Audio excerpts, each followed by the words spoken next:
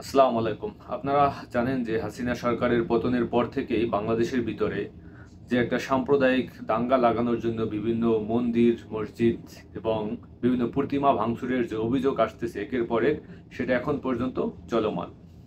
সম্প্রতি ডেইলি স্টারের একটা নিউজ, সে জায়গায় তারা দাবি করছে যে ফরিদপুরে নির্মাণাধীন দুর্গা প্রতিমা ভাঙচুরের ঘটনায় ভারতীয় নাগরিক গ্রেপ্তার।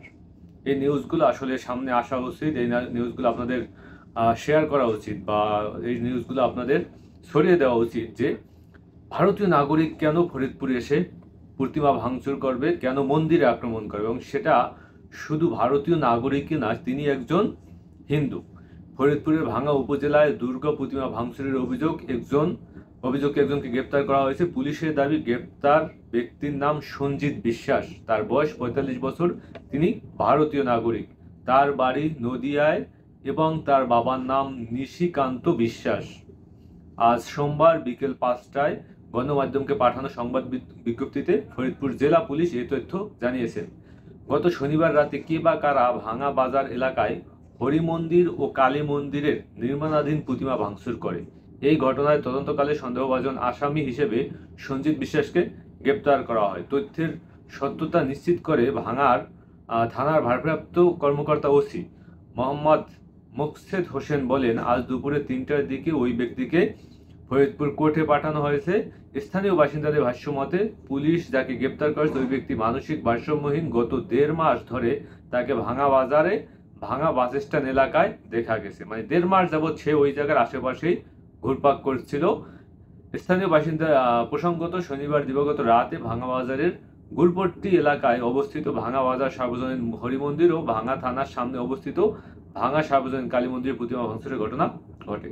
তো দেখেন, ১.৫ মাস যাবৎ সেই জায়গায় ঘোরাফেরা করছিল এবং তিনি পাগল বেশে ঘোরাফেরা করছিল, এবং তিনি আদৌ পাগল কিনা, বা তিনি কি কার উদ্দেশ্য বাস্তবায়নের জন্য তিনি মন্দিরে হামলা করলেন এবং প্রতিমা ভাঙচুর করলেন, এই বিষয়টা আসলে আমাদের জানা উচিত, আমাদের ব্যবস্থা নেওয়া উচিত এ ব্যাপারে। কেন তারা বারবার এই যে আপনার একজন হিন্দু লোক হয়ে তিনি পাগল বেশে মন্দিরের আশেপাশে ঘুরে তারপর সুযোগ বুঝেছে সে প্রতিমা ভাঙচুরের কাজে লেগে পড়েছে।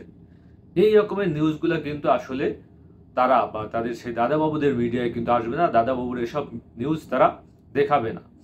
এটা প্ল্যান পরিকল্পনা করে এই যে মন্দির, মসজিদ, বিভিন্ন জায়গায় যে সাম্প্রদায়িক হামলা করে বা সাম্প্রদায়িক দাঙ্গা লাগানোর জন্য যে একটা মসজিদ মন্দির ভাঙার যে প্রচেষ্টা বা তারা দীর্ঘদিন যাবত যে চলমান রেখেছে, এটা কিন্তু তাদেরই একটা আপনার অ্যাক্টিভিটি, এবং তারাই বাংলাদেশের ভিতরে এই সাম্প্রদায়িক দাঙ্গা লাগানোর জন্য উঠে পড়ে লেগেছে। যে কোনো ভাবে হোক এই সরকারকে বিতর্কিত করতে হবে।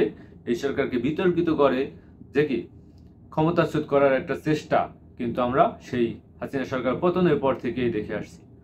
তো আপনারা এই ভিডিওটা শেয়ার করেন এবং জানিয়ে দেন যে আসলে ভারতীয় নাগরিক কেন বাংলাদেশে এসে তারা প্রতিমা ভাঙচুর করবে, এবং তিনি কি পরিচয় দিতেছে পাগল, তিনি আদৌ পাগল কিনা। আসলে পাগল বেশে এসেই তো আপনার ভাঙচুর করতে হবে। সে তো স্থানীয় লোকজনকে যদি ব্যবহার করতে না পারে, সেই জায়গায় তিনি পাগলকে ব্যবহার করবেন, তিনি রোহিঙ্গাদেরকে ব্যবহার করার চেষ্টা করবেন, বিভিন্নভাবে তারা কিন্তু চাইবেন। এটা কাদের পরিকল্পনা, কিভাবে তারা করতেছে, আপনারা ইতিমধ্যে হয়তো নিশ্চয়ই আজ করতে পারতেছেন যে কারা এই কাজগুলো করতে পারে। তো ভারতীয় নাগরিক হিসেবে তিনি বাংলাদেশে প্রবেশ করে একজন হিন্দু নাগরিক হয়ে তারপর প্রতিমা ভাঙচুর করলেন। এটা সুস্পষ্টভাবে আপনারা নিউজে দেখতে পাইলেন। তো আমরা দাবি করি যে আসলে তদন্ত করে এরা কারা ইন্ধনে এই কাজগুলো করা হইতেছে, কারা করতেছে, এগুলো তদন্ত করে দ্রুত পদক্ষেপ নেওয়া উচিত। নয়তো আইন শৃঙ্খলা বাহিনী বা আপনার যে বর্তমানে যে বাংলাদেশের পরিস্থিতি, এটা কিন্তু আরো অবনতি হইতে পারে এবং এই সরকার বিতর্কিত হইতে পারে। সেই জায়গা থেকে আইন শৃঙ্খলা বাহিনীর গুরুত্বপূর্ণ ভূমিকা পালন করে, এই সরকারকে সাহায্য সহযোগিতা করে। এরকমের যারা সাম্প্রদায়িক দাঙ্গা লাগানোর জন্য উঠে পড়ে লেগেছে, তদন্ত সাপেক্ষে তাদের বিরুদ্ধে ব্যবস্থা নেওয়া উচিত।